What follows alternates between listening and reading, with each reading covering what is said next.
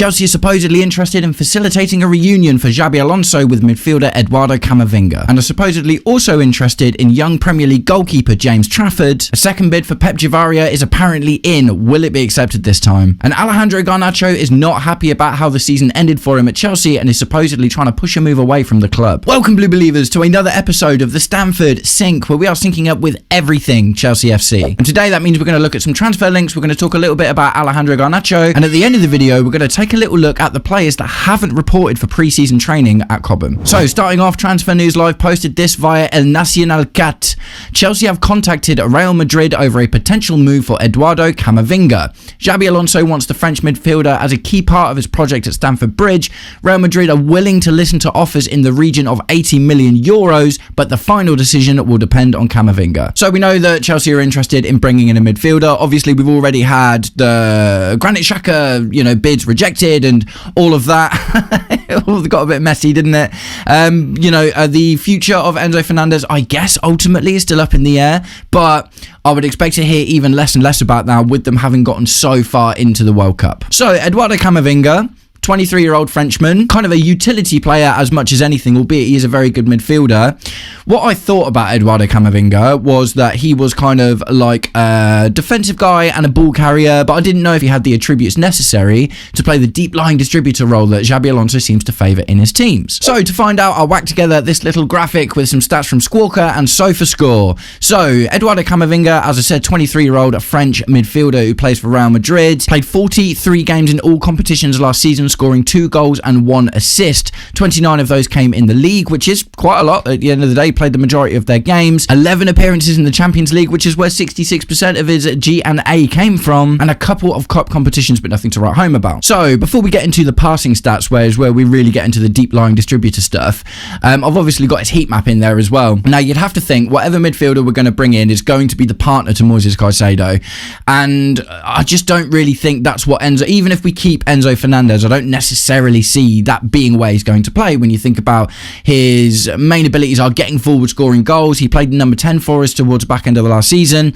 and if we're going to keep him, maybe his role in Xabi Alonso's team is either at number 10 or the half space behind the striker if we do play a 3 at the back. So before we even get into the passing stats, what you can see from Camavinga's heat map there is that he kind of is that, at least that deep line distributor, and he's not spending a huge amount of time trying to get forward and getting into the box to score goals at all. Now that is obviously made more apparent by the fact that he only scored 2 goals throughout that entire season, but even just looking at his heat map, he spends the majority of his time just over the halfway line looking to try and create and contribute to the attack in that way. So instantly, if you replace an Enzo Fernandez with an Eduardo Camavinga, what you're not going to be getting is a box crasher, a guy that is constantly looking to get forward and score goals, but someone who is going to sit in the midfield, because look, it really is all in the middle of the pitch there, isn't it? There's obviously not very much going on in the attacking box, but not even that much in the way of deep defending, to be completely honest. He does seem to spend most of his time in the midfield. So his passing stats are actually really interesting. So I went to Squawker and pulled up his per 90 passing stats. So per 90, Eduardo Camavinga attempts 64.1 passes per game, which is quite a lot, with a passing accuracy of 91.8%. That's phenomenal. That's elite numbers. And you bear in mind he's doing it at Real Madrid as well. He's doing it in the Champions League. He's doing it in La Liga. You know, that is up there. Elite, absolutely elite short passer at the very least, or overall passer. 90% plus is absolutely unbelievable.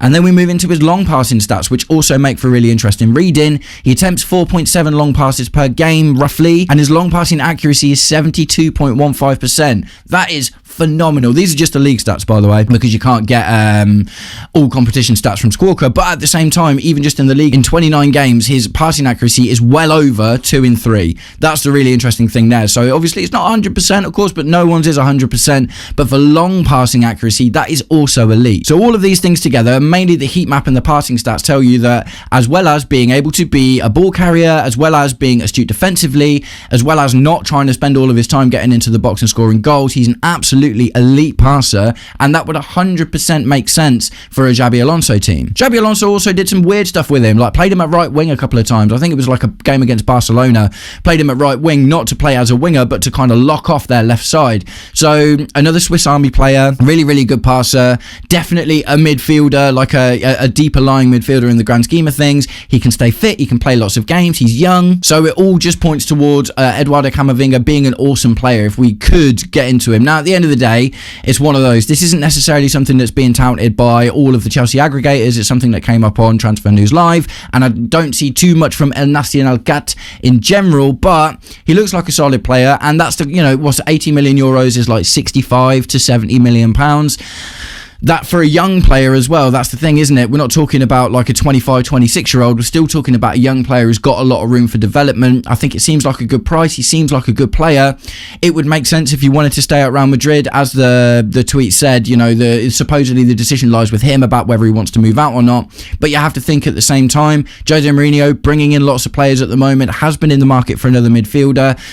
Albeit they've come out and said that the Enzo Fernandez thing is over. I guess you just never really know what can happen, do you? But yeah, so for me, I really like the idea of going in for a player like this. I think he meets not only what Xabi Alonso wants, I also think that he would meet what Bluco want in terms of the age profile and the fact that he's a very versatile player as well. So it actually does seem to make sense across the board. Guys, let me know what you think about Eduardo Camavinga. Is he the sort of player that you would like to see in, or do you think we should go for something else? If it's something else, let me know what you think in the comments. And guys, if you've made it this far into today's episode of the Stamford Sync, please do me the distinct honour of liking and sharing the video, subscribe to the channel, or just roast me in the comments, whatever gets you through your day. Right, so we're going to move on and talk about some more transfer news, and starting up with James Trafford. Transfer News Live posted this via Chronicle Live. Newcastle's hopes of signing Manchester City goalkeeper James Trafford have received a boost. Aston Villa are keen to retain Emiliano Martinez, reducing their need to pursue the England international. Chelsea remain interested in the 23-year-old and could rival Newcastle for his signature. So when we were having goalkeeper chats at the beginning of the transfer window, and it was before we'd kind of heard the noise about Mike Pender's coming back in to compete with Robert Sanchez, loads of you in my comments were being like, James Trafford, why don't we just go for James Trafford? And to be honest, I guess again, if you just look at the profile of the player, it absolutely makes sense, albeit it became very evident very quickly that he wasn't up to scratch as far as Pep Guardiola could see it, because they bought him at the beginning of the last summer, and then they very quickly after the first few games went in for Gianluigi Donnarumma. But he does seem like an interesting player. Again, he's young, he fits the profile. The thing I worry with about that though, goalkeeper in particular, I've mentioned this a few times, having a backup goalkeeper who's young is bad. Like, look at what's happened to Philip Jorgensen. That is what is going to happen with any kind of young goalkeeper that you bring in. And with goalkeepers, it's different to outfield players, right? You can have two 20-year-old right backs or whatever, and they can rotate for minutes and they can fight with each other. You know, you can have it with midfielders, you can have it with attackers. Outfield players, it's a lot easier to chop and change and give them all different varying amounts of minutes and give them different opportunities and stuff. But with goalkeepers, it's just so rare. Like, it's just so rare. Like, you need your goalkeeper to be solid. You need any team you put in front of your goalkeeper to be confident and happy with who they're playing in front of. So, look, James Trafford looks like a good player, but my issue with it is if we're bringing back Penders, the only permutation that this actually makes sense in that respect, if Bluco are to learn their lesson about goalkeepers, is that we end up loaning Mike Penders out for another year to somewhere else and then bring in James Trafford to compete with Robert Sanchez. And that just doesn't, I'd rather just give Mike Penders the opportunity at that point, to be completely honest. But I don't love the idea of having a 20-year-old Mike Penders competing with a 23-year-old James Trafford, because what is going to happen to one of those goalkeepers is what happened to Philip Jorgensen. They'll get 9 appearances in the season and they won't develop, they won't kick on, their value will go down, and it will just become a pointless buy. So as much as I like James Trafford, I just don't really see the point, to be completely honest. So let me know what you think about it in the comments. Next up, we have some more news about Pep Chavarria. Transfer News Live posted this: Chelsea have submitted a second bid worth around 15 million for Rayo Vallecano left back Pep Chavarria. The Blues have already agreed personal terms with the player as they look to strengthen their defence. Rayo Vallecano are standing firm and want Chelsea to trigger Chavarria's full 21 million release clause. That comes from the Simon Phillips Sport Substack. Well, again, really conflicting information that's been going on around here, because the initial report about the release clause is that it was like 50 million euros, and that would have been like just north of 41 million pounds. Now we're seeing that the release clause is 21 million. I'm not gonna lie to you, that for 6 mil, when you think about the money that we like, I did a video yesterday, go and check it out if you haven't already, about every single signing that Bluco have made.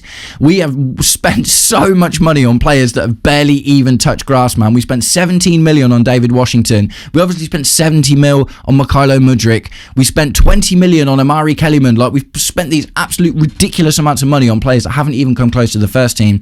So why are we arguing about 6 mil for someone who's probably actually going to make a positive contribution to the team, especially in terms of squad depth?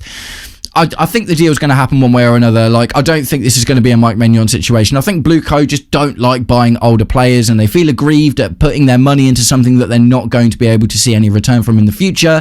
Pep Chavarria is 28 years old, so you're not going to sell it. You know, we have him for 2 or 3 years. Maybe he goes on a free. Maybe we sell him for a couple of quid, so, back to Spain or something. But you're not going to be looking at reinvestment in that player. I understand that, but you're also not really buying a player like this for that. We need players for the now. We need to improve the squad. We need to kick on. So 15 mil, if it's 15 mil plus 5-6 mil add-ons or something like that, okay, maybe that makes sense. But I do expect this deal to go through. It seems like we're getting slightly closer to the end of the Pep Chavarria saga. Now we've had a second bid go in. Be interesting to see what they say. But at the end of the day, if they want 21 million for him, just pay 21 million for him. That's literally 1 million more than you spent on Omari Kellyman, who's playing in League One. So we're going to move on and talk a little bit about Alejandro Garnacho. And this is all really starting to kick off. Like, none of us as fans have been particularly enamoured with Garnacho's performance, albeit he's still very young. There's been loads of wild stories coming out as well, saying that we want 90 mil for him or something crazy like that. So we're going to mop up a little bit of that today and kind of just look at the Garnacho situation. Starting with this, Pice posted this via Fabrizio Romano. Alejandro Garnacho's agents are talking to clubs because he wants to play regularly and often. At Chelsea, especially during the second part of the season, he played very little. Look, I just don't really have any time for any player that's like, oh, I want to play. And it's like, if you're good enough, you play. That's just how it is, isn't it? Garnacho had myriad opportunities, loads of opportunities to get into the first team last season. And towards the back end of the season, almost every game was brought on as a sub at the end.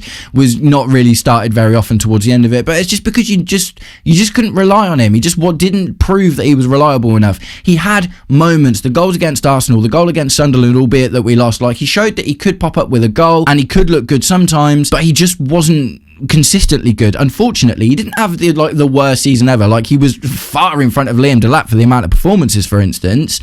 But at the same time, it's like you weren't good enough to dislodge Pedro Neto as that option. Do you know what I mean? It's like if we want to play a right-footed left winger for balance, and you're choosing to play Pedro Neto over that and sacrifice that balance because of Pedro Neto's qualities, that shows that you're not doing a good enough job. So with the whole I want to play regularly thing, look, fair enough. Like, every player wants to play regularly, and maybe that is actually a good thing that he's like, I'm just not going to get to do that here. Maybe he knows that he's not good enough yet. I don't know. But either way, my opinion is he obviously just wasn't good enough to get into the first team. So Pice also posted this via Demarcio. Just in, Chelsea's price tag for Garnacho is £34 million, 40 million euros. Roma have offered Chelsea a loan that could become an obligation with certain conditions, but there is no agreement. So I don't love this idea. I think that our international loan spots are so valuable because we've only got 6 of them at the end of the day. One of those has already been taken up with Jesse Derry going to Sporting Lisbon. Those are the kind of things that we need to be doing. One of the issues that we've had with the loan system over the last few seasons is that we've been using it to get players out of the grounds that essentially are failed first teamers. And what you want to do with your loans is you want to take young, exciting, interesting players, you want to loan them out and give them opportunities to develop at different clubs with different types of pressure. But we end up doing things like sending players that aren't able to get into the first team on these loans, like Nicholas Jackson to Bayern Munich, for instance, and then it just kind of takes up a spot. Like that all that loan really did for us, get Nicholas Jackson out, which at the end of the day was what he wanted, not necessarily what we wanted, especially after the Liam Delap injury. We wanted to keep him. So I don't love the idea of taking a player like Garnacho and loaning him out when ultimately what you're looking to do is sell him. I think we can use those spots in a much more valuable way, like we are with Jesse Derry, for instance. £34 million for Garnacho is what we paid for him, so we're not even really looking to make a profit. We're just looking to, I know it was 40 mil with add-ons, but did he meet the add-ons? I doubt it.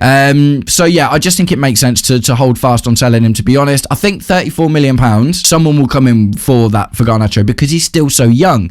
The thing is, for us, like, we've got too many players that are young and have potential, but we need to kick on right now. Sacrifices are going to have to be made. Alejandro Garnacho's potential is going to be one of those sacrifices. Pice also posted this via Fabrizio Romano to really hit home the situation. Alejandro Garnacho leaving Chelsea is really serious. After just one season, Chelsea are open to selling him. I can add one thing. Garnacho has opened doors to Roma. He would be interested. Let's see if Chelsea change their mind on a permanent or if Roma change their mind and go big. I do think that, yeah, like I say, look, what will happen is if we've still got Garnacho on our books at the end of the window and we've got the loan space left, then we'll loan him. But we shouldn't be under any pressure to loan him out at the moment because there's still ages left to go in the window.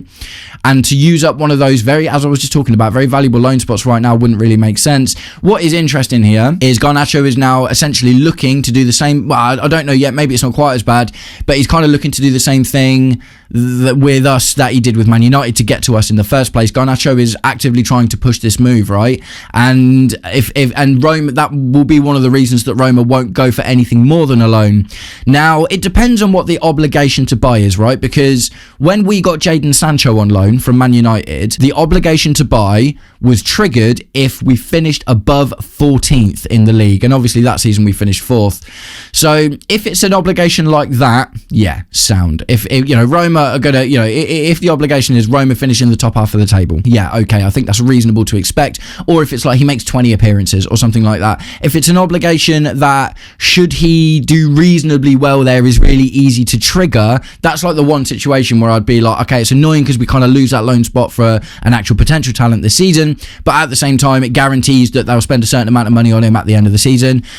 So yeah, are Roma going to change their mind? Roma won't change their mind whilst Garnacho is pushing, because they will not want to spend that money right now and they will want to try and get him on a loan and cover his wages. Maybe the obligation can be figured out there, but they won't be like, oh, do you know what, we're going to buy him if Garnacho is really pushing for the move, because that will feel like Garnacho and Roma have the cards, whereas we're like, no, we're just going to keep him and we don't know what's going to happen. So it'd be really interesting to see what happens with Alejandro Garnacho, but either way, it does look like he's not going to be part of the team next season. And speaking of players that may or may not be part of the team next season, I wanted to talk about this post from Pice. There wasn't a repost. This is one of his own opinion thing. It's not an opinion thing, it's a fact, but it's very, very interesting.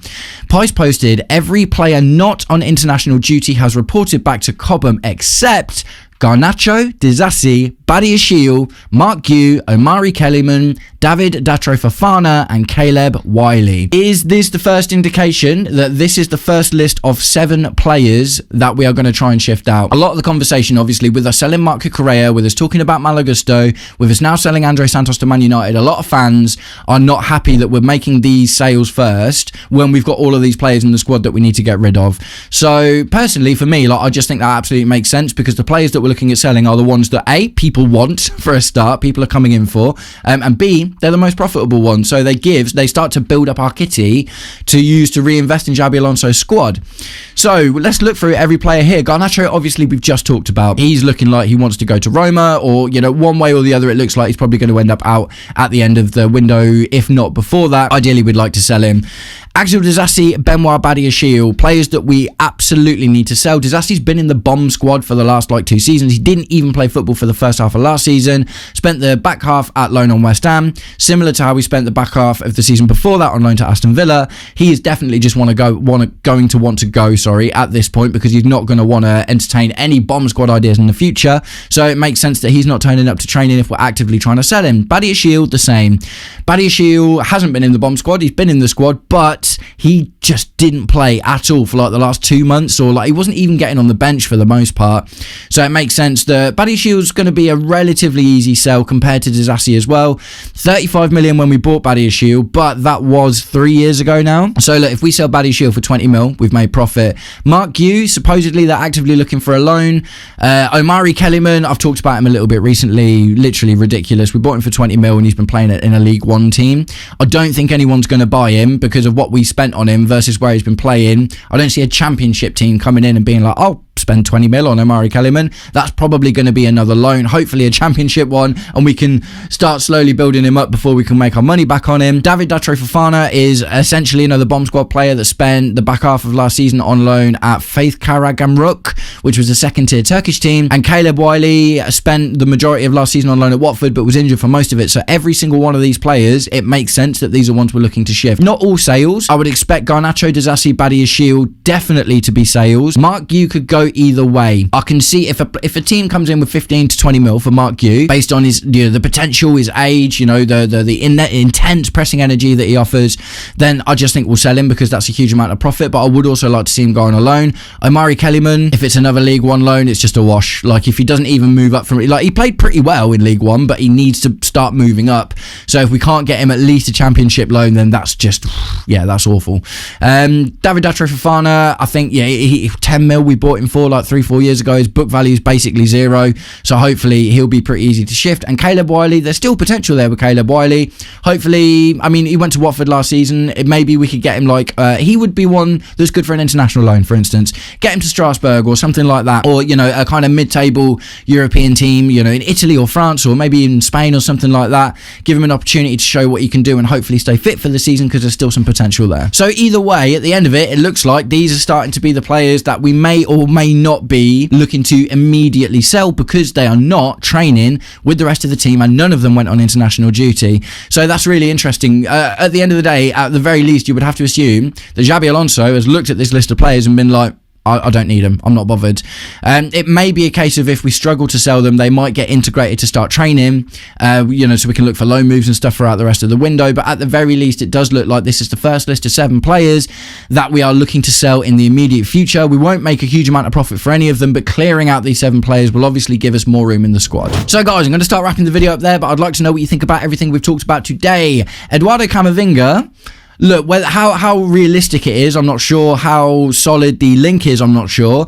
But just looking at the player and the profile of the player and the price, if that's true, 70 mil for an Eduardo Camavinga in a world where your Whartons, your Elliot Andersons and all these guys are like worth 100 mil plus, like, that seems like a great idea. I think as far as the actual player profile goes, he would be a good partner for Moises Caicedo. He's not spending all of his time bombing on. His passing stats are very, very tidy, with 92% short passing accuracy across the league last season, 11 appearances in the Champions League where he got a goal and an assist. Yeah, I just think he looks like a really good player. James Trafford, I don't know. It's not even about the player. It's not even about the player. It's about the situation for me. So let me know what you think about the idea of going in for a James Trafford. Pep Chavarria, second bid at 15 mil, but supposedly Rayo Vallecano want 21 million, which is his release clause. Look, I'm just like, just do it. Alejandro Garnacho looks like he's pushing for the move away. Has he got the power to force us to sanction a loan move, or do you think we should just hold on to him until we can maybe get someone to bid for him? And the first list of players that may be getting sold has kind of come out in Garnacho, Disasi, Badiashile, Mark Yu,